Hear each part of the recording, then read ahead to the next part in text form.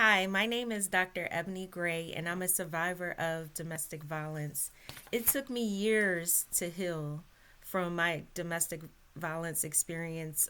It took me having to go through intense therapy, counseling, group counseling, leaning on my sisters and my brothers to help me, to listen to me, and to provide that safety and support system for me. And of course, my family, my sister and brother, my church family, all helped me get through it. Initially, when the incident happened, it took me calling the police 3 times to get my abuser removed from the home. I had to file to get a restraining order. He violated the restraining order multiple times, and it literally took almost 2 years for me to get out of that nightmare. I had to flee my home. I had to leave my job. I had to go underground in order to be safe and protected. I can tell you that as of today, I've come out on the other side. I recently received my honorary doctorate in philosophy and business and entrepreneurship. I earned my MBA. I found a new job with even higher pay, and I'm a newlywed. I've been married for 3 years to my husband, Nashville Gray.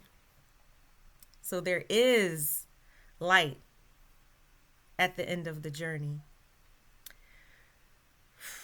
One thing that I would like to say to survivors is sometimes you have to build your new normal. So your life before the trauma is not going to be the same after the trauma. So you have to build your new normal to figure out what that looks like.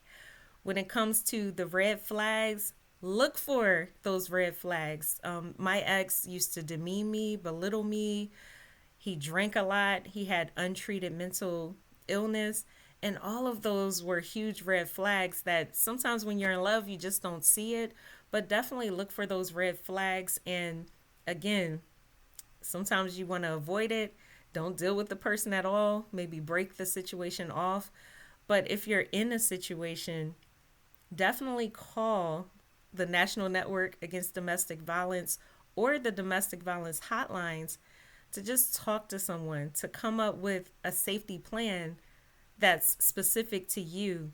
Their number is you can text 88788 and text START so you can start that conversation and get the help and the resources that you need locally in order to be safe, in order to heal, or just to talk to someone if you need an ear.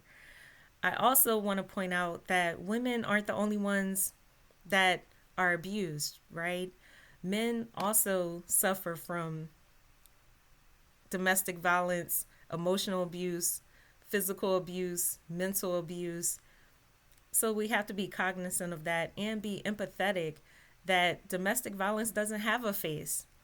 So if someone comes to you and asks you for support or help, meet them at their point of need, not where you think they need to be met, not what you think needs to be done, but at their point of need. Just ask them what you can do to support or help them through the situation.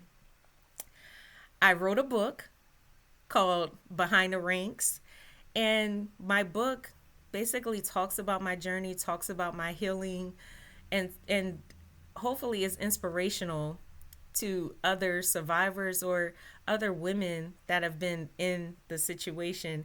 And you can find my book on Amazon if you would like. It's called Behind the Rank Volume 1.